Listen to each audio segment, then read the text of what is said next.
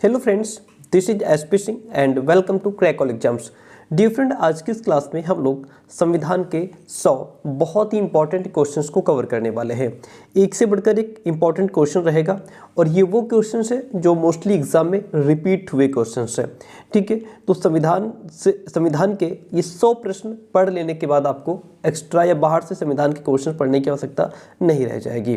तो आइए शुरू करते हैं और फर्स्ट क्वेश्चन आपके सामने है। क्वेश्चन कहता है कि किस भाग को संविधान की आत्मा कहा जाता है। आप सभी को पता है कि जो प्रस्तावना है, ठीक है, प्रस्तावना को संविधान की आत्मा कहा जाता है। कहा किसने था, अगर ये पूछ ले तो पंडित ठाकुर दास भार्गव ने, पंडित ठाकुर दास भार्गव ने प्रस्तावना को संविधान की आत्मा कहा था। ऑप्शन नंबर जो बी है वो यहाँ पे राइट हो जाएगा। भारतीय संविधान के अनुसार देश का प्रथम नागरिक कौन होता है। भारतीय संविधान के अनुसार देश का प्रथम नागरिक राष्ट्रपति होता है। कौन होता है, देश का प्रथम नागरिक राष्ट्रपति होता है, इसलिए ऑप्शन नंबर जो ए है वह राइट हो जाएगा।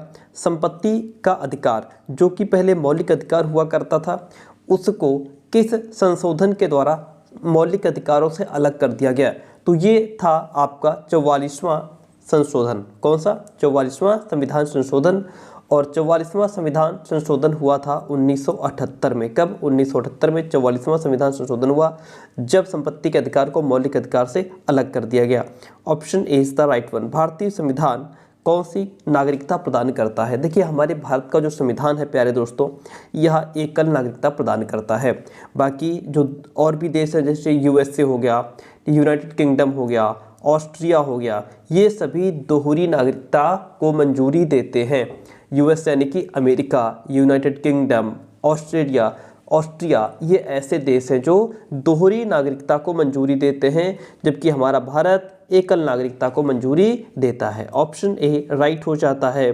भारतीय संविधान के निर्माण में कुल कितना समय लगा था। भारतीय संविधान के निर्माण में कुल 2 वर्ष 11 महीना 18 दिन का समय लगा था। कितना, 2 वर्ष 11 महीना 18 दिन का समय लगा था।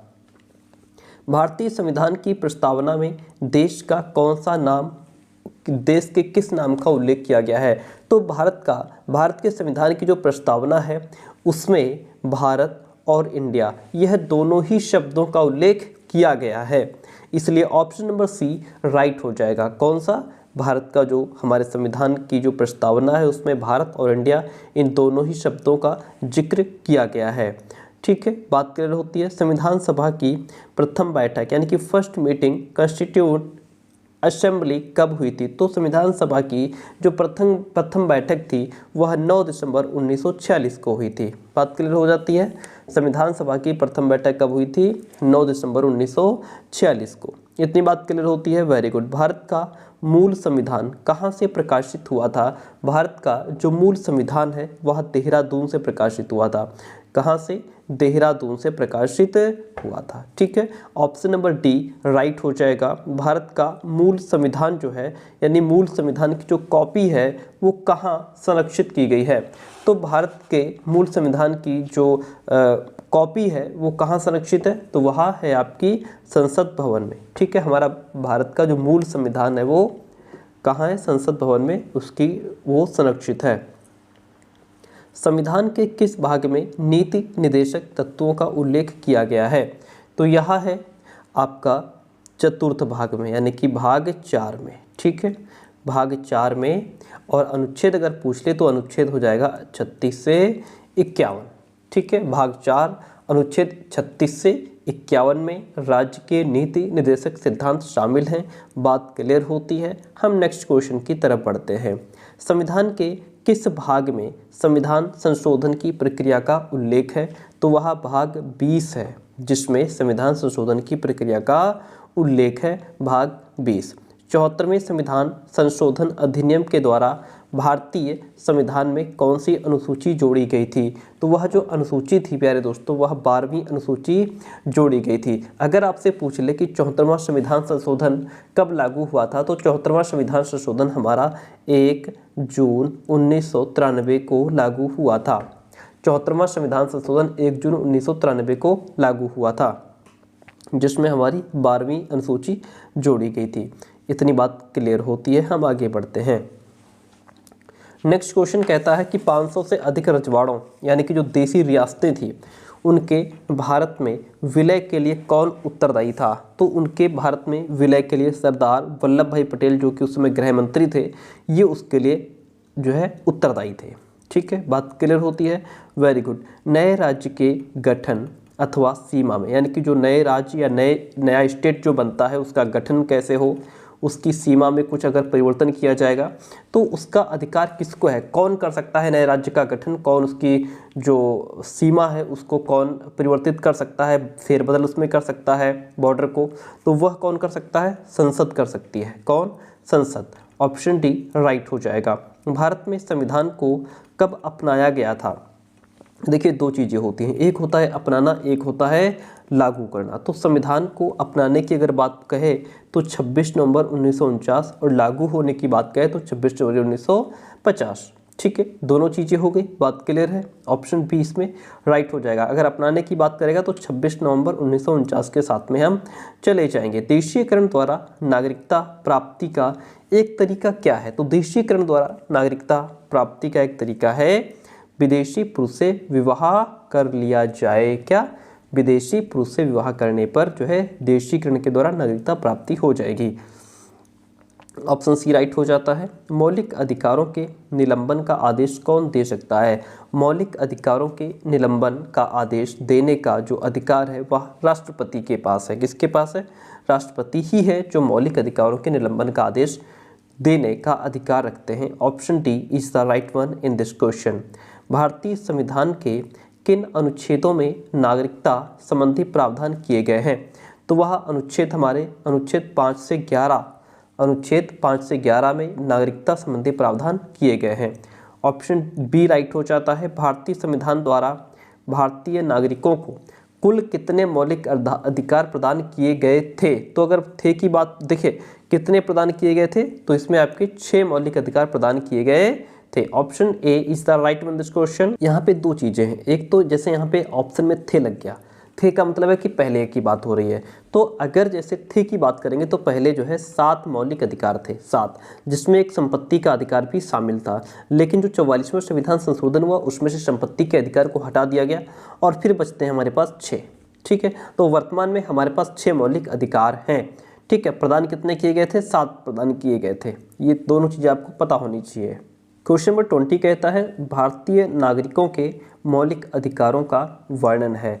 किस अनुच्छेद में भारतीय नागरिकों के मौलिक अधिकारों का वर्णन है? तो वह संविधान के अनुच्छेद 12 से 35 तक भारतीय नागरिकों के मौलिक अधिकारों का वर्णन है। हमारे कितने? 6 मौलिक अधिकार हमें प्रदान किए गए हैं। समता का अधिकार, स्वतंत्रता का अधिकार, शोषण के विरुद्ध अधिकार, धर्म की स्वतंत्रता का अधिकार है, संस्कृति और शिक्षा संबंधी अधिकार है, संवैधानिक उपचारों का अधिकार है। ये हमें 6 मौलिक अधिकार दिए गए हैं जिनका वर्णन जो है 12 से 35 तक देखने को मिलता है। ऑप्शन ए राइट हो जाता है। संविधान का वह कौन सा भाग है जो संविधान के निर्माताओं के मस्तिष्क और उद्देश्यों को प्रतिबिंबित करता है? वह कौन सा है? तो यह हो जाएगा राज्य के नीति निर्देशक तत्व जो हैं ये संविधान के निर्माताओं के मस्तिष्क और उद्देश्यों को प्रतिबिंबित करने का काम करते हैं। राज्य के नीति निर्देशक तत्व, ऑप्शन सी राइट हो जाता है। राज्य के नीति निर्देशक तत्वों का उल्लेख भारतीय संविधान के किस भाग में है? किस भाग में है? भाग 4 में। ठीक है, राज्य के नीति निर्देशक तत्वों का उल्लेख भारतीय संविधान के भाग 4 में है। ऑप्शन सी राइट हो जाता है। आगे बढ़ते हैं। निम्न में से कौन सी एक समिति ने नागरिकों में मूल कर्तव्य को 1976 में सम्मिलित करने की अनुशंसा की थी? तो वहाँ है स्वर्ण सिंह समिति। कौन सी समिति? स्वर्ण सिंह समिति ने नागरिकों में मूल कर्तव्य को 1976 में सम्मिलित करने की अनुशंसा की थी। स्वर्ण सिंह समिति राइट आंसर हो जाएगा।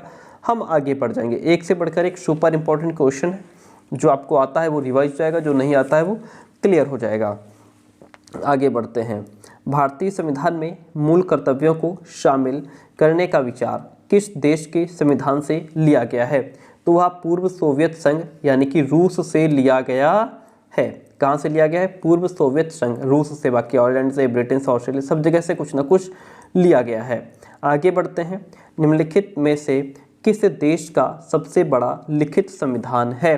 किस देश का? तो वह हमारा भारत ही है, जिसका सबसे बड़ा लिखित संविधान है। ऑप्शन डी भारत राइट हो जाएगा। पंचवर्षीय योजना की अवधारणा किस देश के संविधान से प्रेरित है? पंचवर्षीय योजना की जो अवधारणा है वह सोवियत संघ यानी रूस जो देश है इसके संविधान से प्रेरित है। ऑप्शन ए राइट हो जाता है। संघ की कार्यपालिका शक्ति निहित है। संघ की जो कार्यपालिका शक्ति है वह राष्ट्रपति में निहित है। किसमें? संघ की कार्यपालिका शक्ति राष्ट्रपति में निहित है। ऑप्शन बी राइट हो जाता है। भारत में कार्यपालिका का अध्यक्ष कौन होता है? भारत में कार्यपालिका के अध्यक्ष की अगर बात की जाए तो वह राष्ट्रपति ही होता है। ठीक है, कौन? भारत में कार्यपालिका का अध्यक्ष राष्ट्रपति होता है। संपूर्ण संविधान को कब लागू किया गया? संपूर्ण संविधान को 26 जनवरी 1950 को लागू किया गया।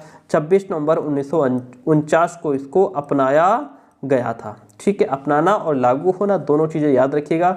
26 जनवरी को इसीलिए हमारा संविधान लागू हुआ था, इसीलिए इस दिन को हम गणतंत्र दिवस के रूप में मनाते हैं। 15 अगस्त 1947 को हम स्वतंत्रता दिवस के रूप में मनाते हैं।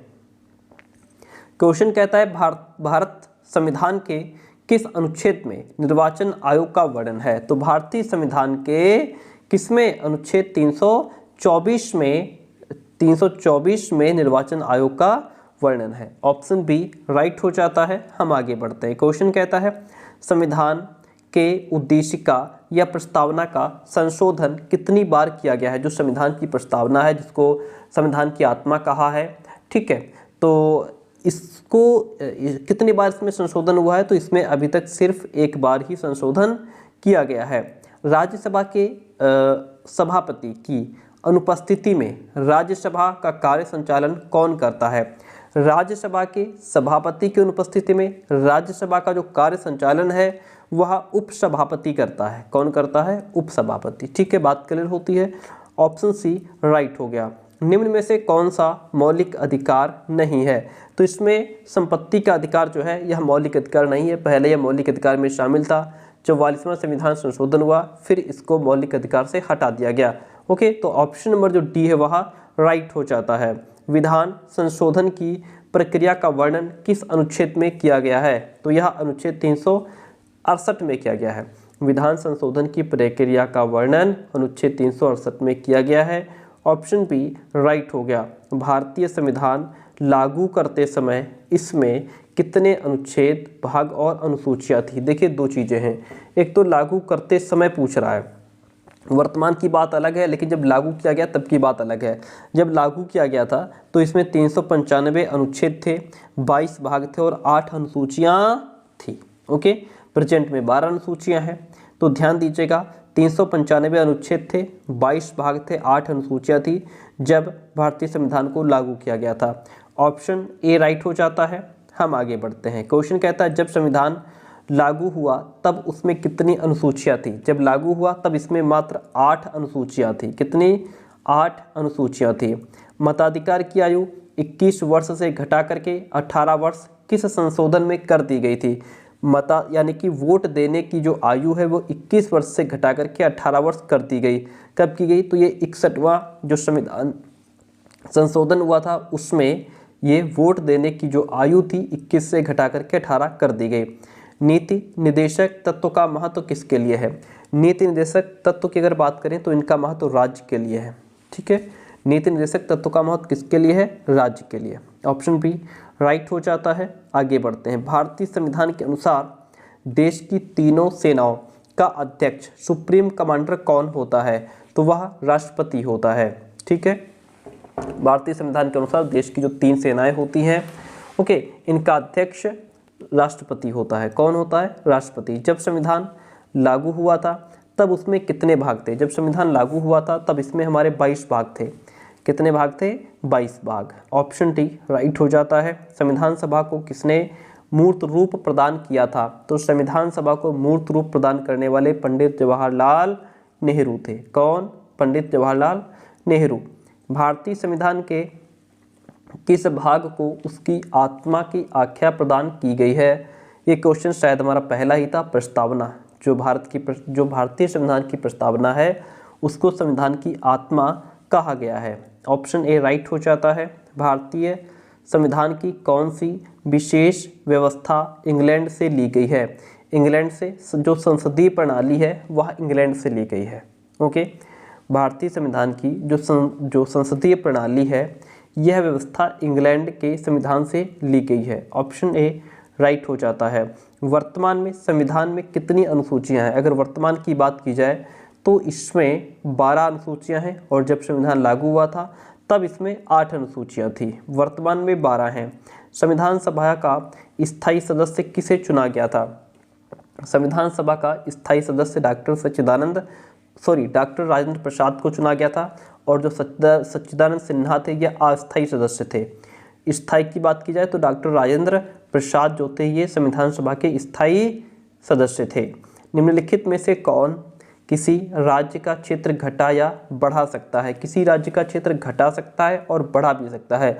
यह अधिकार किसके पास है? यह अधिकार संसद के पास है। किसके पास है? संसद के पास है। यही किसी राज्य की जो है सीमा में बदलाव कर सकते हैं, राज्य का गठन कर सकते हैं, उसका क्षेत्र घटा बढ़ा सकते हैं। कौन? संसद ही ये काम कर सकती है।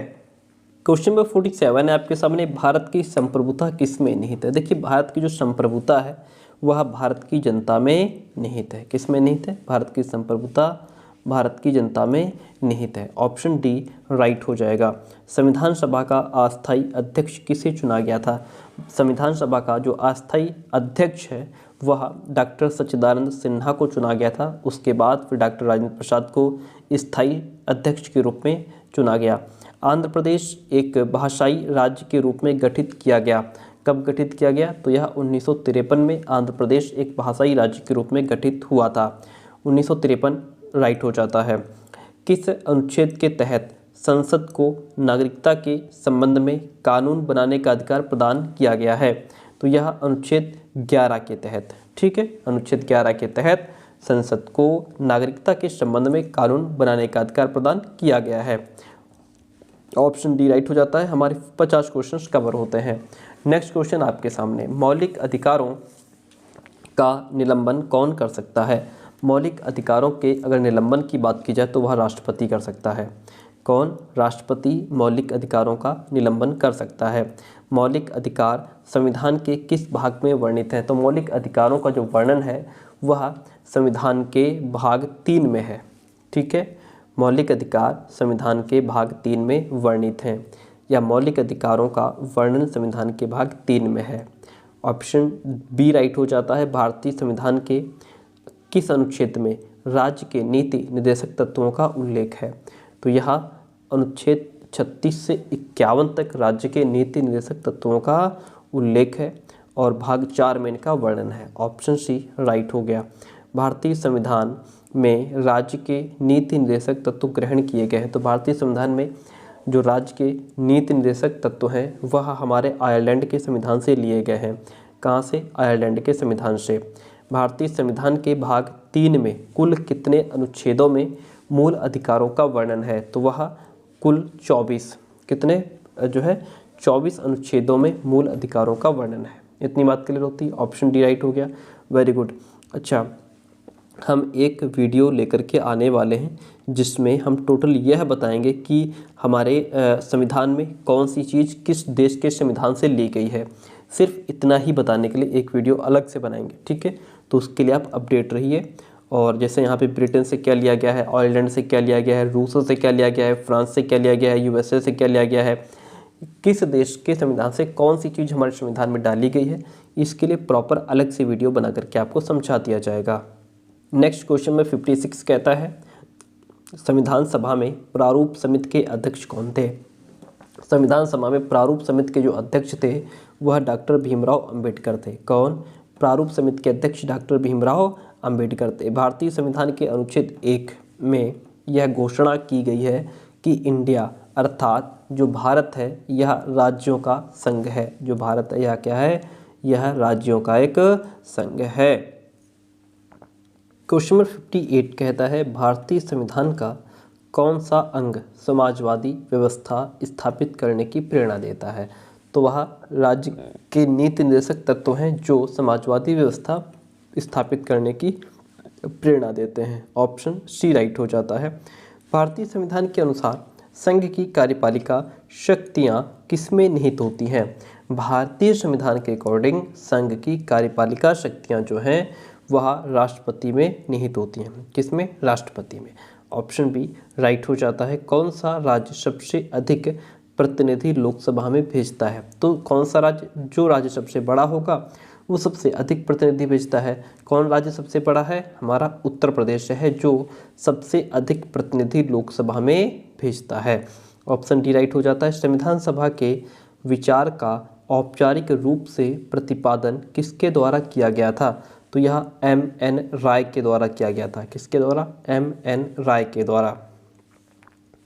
भारतीय संविधान के अंतर्गत संघ और राज्यों के बीच शक्तियों का विभाजन किसकी प्रेरणा पर आधारित है? तो यह कनाडा के संविधान की प्रेरणा पर आधारित है, या कनाडा पर जो है कनाडा की प्रेरणा पर आधारित है। ठीक है, ऑप्शन ए बी राइट हो जाएगा। निम्नलिखित में से जनता द्वारा प्रत्यक्ष रूप से निर्वाचित सदन है? तो वह लोकसभा है। क्या है? लोकसभा जनता द्वारा प्रत्यक्ष रूप से निर्वाचित सदन माना जाता है, लोकसभा। भारतीय संविधान के किस अनुच्छेद में लोकसभा के गठन के संबंध में प्रावधान किया गया है? तो वह अनुच्छेद 81 भी है, अनुच्छेद 331 भी है। दोनों ही अनुच्छेद इसमें आ जाते हैं, इसलिए ऑप्शन नंबर जो सी है वह राइट हो जाएगा। ठीक है, इतनी बात क्लियर होती है। संसद का लोकप्रिय सदन कौन सा है? संसद का लोकप्रिय सदन हमारा लोकसभा होता है। कौन सा? संसद का यदि लोकप्रिय सदन पूछ ले तो वह लोकसभा हो जाएगा। भारतीय संविधान के किस अनुच्छेद में कहा गया है कि संघ के लिए एक संसद होगी जो राष्ट्रपति और 2 सदनों से मिलकर के बनेगी? तो यह अनुच्छेद 79 में कहा गया है। किस में कहा गया है? अनुच्छेद 79 में इतनी बात कही गई है। 11 दिसंबर 1946 को किस लिए संविधान सभा का स्थायी अध्यक्ष चुना गया था?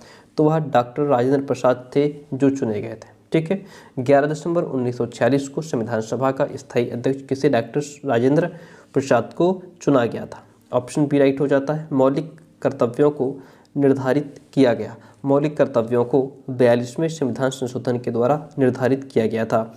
ऑप्शन सी राइट हो जाता है। भारत जो है वह जो है राज्यों का संघ है। भारत क्या है? भारत राज्यों का संघ है। Option A is the right one in this question. भारतीय संसद के अपर हाउस को किस नाम से जाना जाता है? भारतीय संसद के अपर हाउस को राज्यसभा के नाम से जाना जाता है। किस नाम से? राज्यसभा के नाम से। भारतीय संविधान के अंतर्गत संघ और राज्यों के बीच शक्तियों का विभाजन किसकी प्रेरणा पर आधारित है? ध्यान दीजिए, भारतीय संविधान के अंतर्गत संघ और राज्यों के बीच जो शक्तियां हैं उनका जो विभाजन है वह किसकी प्रेरणा पर आधारित है? तो यह कनाडा की प्रेरणा पर आधारित है। किसकी प्रेरणा पर? कनाडा की प्रेरणा पर। ऑप्शन बी राइट हो गया। निम्नलिखित में से कौन सदन का सदस्य हुए बिना, यानी कि वह सदन का सदस्य नहीं है, फिर भी इसके अध्यक्ष के रूप में काम कर सकता है? तो वह भारत का उपराष्ट्रपति होता है जो सदन का सदस्य हुए बिना भी इसके अध्यक्ष के रूप में काम कर सकता है, भारत का उपराष्ट्रपति। भारतीय संविधान में मौलिक अधिकारों का उल्लेख करते हुए किस देश का अनुसरण किया गया है? तो वह अमेरिका। ठीक है, मौलिक अधिकारों का उल्लेख करते हुए अमेरिका जो देश है इसका अनुसरण किया गया है। ऑप्शन बी राइट हो जाता है, अमेरिका। राज्यसभा की बैठकों का सभापतित्व कौन करता है? राज्यसभा की बैठकों का जो सभापतित्व है वह उपराष्ट्रपति करते हैं। कौन? सभापतित्व कौन करते हैं? उपराष्ट्रपति। Option B is the right one this question. भारत में सरकार की संसदीय प्रणाली कहाँ से ग्रहण की गई है? भारत में सरकार की जो संसदीय प्रणाली है प्यारे दोस्तों वह ब्रिटिश संविधान से ग्रहण की गई है। कहाँ से? ब्रिटिश संविधान से। संविधान के किस भाग में अस्थायी संक्रमणकालीन और विशेष उपबंधों के प्रावधान है? तो वह भाग 21 है जिसमें अस्थायी संक्रमणकालीन और विशेष उपबंधों का प्रावधान है। भाग 21 हो जाएगा। ऑप्शन सी राइट हो जाएगा। संविधान के भाग 1 में निम्न में से किसका वर्णन है? तो संविधान के भाग 1 में किसका वर्णन है? संघ और उसका जो राज्य क्षेत्र है उनका वर्णन किया गया है। ऑप्शन ए यानी कि भाग 1 में, संविधान के भाग 1 में। भारत के संविधान निर्माताओं ने न्यायिक पुनरावलोकन के विचार को ग्रहण किया है। कहाँ से ग्रहण किया है? अमेरिका से। ठीक है, न्यायिक पुनरावलोकन के विचार को अमेरिका के संविधान से ग्रहण किया गया है या वहाँ से लिया गया है। भारतीय संविधान में समवर्ती सूची की अवधारणा ली गई है। समवर्ती सूची की अवधारणा ऑस्ट्रेलिया से ली गई है। समवर्ती सूची की अवधारणा कहाँ से ली गई है? ऑस्ट्रेलिया से। भारतीय संविधान में मौलिक कर्तव्य का विचार कहाँ से लिया गया है? तो मौलिक कर्तव्य का जो विचार है वह रूस के संविधान से लिया गया है। मौलिक कर्तव्य का विचार कहाँ से लिया गया है? रूस के संविधान से। भारतीय संविधान में सम्मिलित नीति निर्देशक तत्वों की प्रेरणा हमें किस संविधान से प्राप्त हुई है? तो यह आयरलैंड के संविधान से प्राप्त हुई है। नीति निर्देशक तत्वों की प्रेरणा आयरलैंड के संविधान से प्राप्त हुई है। ऑप्शन डी राइट हो जाएगा। संविधान के संरक्षक के रूप में सर्वोच्च न्यायालय का अधिकार विश्व के किस संविधान से लिया गया है? तो यह अमेरिका के संविधान से लिया गया है।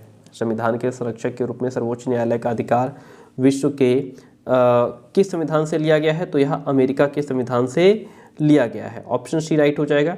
इसीलिए इतने सारी चीज़ें हमारी अलग अलग संविधान से ली गई है, तभी इस पर हम एक पर्टिकुलर अलग से वीडियो बनाएंगे कि कौन सी चीज़ किस संविधान से आई है। संविधान सभा के गठन की मांग सर्वप्रथम 1895 में किसके द्वारा प्रस्तुत की गई? तो यह बाल गंगाधर तिलक के द्वारा प्रस्तुत की गई थी। किसके द्वारा? बाल गंगाधर तिलक के द्वारा प्रस्तुत की गई थी। लोकसभा का चुनाव लड़ने के लिए इच्छुक व्यक्ति की न्यूनतम आयु कितनी होनी चाहिए? तो यह 25 वर्ष होना जरूरी है। कितनी? 25 वर्ष। भारतीय संविधान में उल्लिखित स्वतंत्रता, समानता और बंधुता की संकल्पना किससे प्रेरित है? तो यह फ्रांस के संविधान से ली गई है। यह फ्रांस के संविधान से प्रेरित है। ऑप्शन ए राइट हो जाएगा। राज्यसभा को स्थायी सदन कहते हैं। क्यों भाई कहते हैं? क्योंकि इसे विघटित नहीं किया जा सकता। राज्यसभा को स्थायी सदन कहते हैं क्योंकि इसको विघटित नहीं किया जा सकता है। राज्यसभा में प्रतिनिधित्व होता है। राज्यसभा में जो प्रतिनिधित्व होता है तो यह राज्यों का भी प्रतिनिधित्व होता है और संघ शासित क्षेत्रों का भी प्रतिनिधित्व होता है। तो हम ऑप्शन नंबर सी के साथ में यानी कि दोनों के साथ में चले जाएंगे। इतनी बात क्लियर होती है? Very good. भारत का जो राष्ट्रपति है वह होता है, क्या होता है? तो भारत का राष्ट्रपति राज्य का संवैधानिक अध्यक्ष होता है। राज्य का संवैधानिक अध्यक्ष कौन होता है? भारत का राष्ट्रपति। भारत में कलेक्टर का पद औपनिवेशिक शासन ने उधार लिया था। ये भाई कहाँ से लिया था? इंग्लैंड के संविधान से लिया था। कहाँ से? इंग्लैंड के संविधान से। एक कल्याणकारी राज्य के निर्देश आदर्श वर्णित हैं। किसमें वर्णित है? तो ये राज्य के नीति निर्देशक तत्वों में एक कल्याणकारी राज्य के निर्देश आदर्श वर्णित हैं। इनका वर्णन जो है राज्य के नीति निर्देशक तत्वों में किया गया है। मूल अधिकारों पर आवश्यक प्रतिबंध लगाने का अधिकार किसको है? मूल अधिकारों पर आवश्यक प्रतिबंध लगाने का जो अधिकार है वह संसद को है। किसको है? संसद को है। कितने वर्षों तक लगातार बाहर रहने पर नागरिकता समाप्त हो जाती है? यदि आप देश से लगातार 7 वर्ष तक बाहर रहते हैं तो आपकी नागरिकता समाप्त कर दी जाएगी। राज्यसभा के सदस्यों को नामित करने का अधिकार निम्नलिखित में से किसको है? यह उपराष्ट्रपति जी को है। किसको है? राष्ट्रपति को है। राज्यसभा के सदस्यों को नामित करने का अधिकार किसको है? राष्ट्रपति को है। ऑप्शन बी राइट हो जाएगा। संविधान सभा का प्रथम अधिवेशन कब प्रारंभ हुआ था? तो प्रथम अधिवेशन 9 दिसंबर 1946 को हुआ था। ठीक है। संविधान सभा का जो प्रथम अधिवेशन है वह 9 दिसंबर 1946 को हुआ था। 26 जनवरी 1950 को हमारा संविधान लागू हुआ था। 15 अगस्त 1947 को हमारा देश आज़ाद हुआ था। संविधान निर्मात्री सभा में उद्देश्य प्रस्ताव किसके द्वारा प्रस्तुत किया गया था? उद्देश्य प्रस्ताव जो है यह जवाहरलाल नेहरू के द्वारा प्रस्तुत किया गया था। ऑप्शन ए राइट हो जाता है। संविधान के किस संशोधन द्वारा मूल कर्तव्यों को जोड़ा गया है? किस संशोधन द्वारा? 42वें संविधान संशोधन द्वारा मूल कर्तव्यों को जोड़ा गया है। 42वें संविधान संशोधन के द्वारा मूल कर्तव्यों को जोड़ा गया है, ये आप ध्यान रखिएगा। भारत में उपराष्ट्रपति का निर्वाचन किया जाता है। भारत में उपराष्ट्रपति का निर्वाचन संसद के दोनों सदनों के सदस्यों के द्वारा किया जाता है। संसद के दोनों सदनों के सदस्यों के द्वारा भारत में उपराष्ट्रपति का निर्वाचन किया जाता है। क्वेश्चन नंबर 98, विधि के समक्ष क्षमता लिया गया है। विधि के समक्ष क्षमता जो है यह इंग्लैंड के संविधान से लिया गया है। इंग्लैंड के संविधान से। भारत की संघीय व्यवस्थापिका को किस नाम से जाना जाता है? सेकंड लास्ट क्वेश्चन है। भारत की संघीय व्यवस्थापिका को संसद के नाम से जाना जाता है। आज का लास्ट क्वेश्चन आपके सामने, क्लास कैसे रही कमेंट करके जरूर बताइएगा। क्लास को बहुत फास्ट हमने चला दिया है due to some health issue. तो जो नेक्स्ट क्लास रहेगी उसमें हम कोशिश करेंगे कि आपको ये चीज़ बता दें कि किस संविधान से कौन सी चीज़ हमारे भारतीय संविधान में आई है। मौलिक अधिकारों की रक्षा कौन करता है? मौलिक अधिकारों की रक्षा सर्वोच्च न्यायालय करता है। थैंक यू सो मच, मिलते हैं बहुत जल्दी नेक्स्ट क्लास में।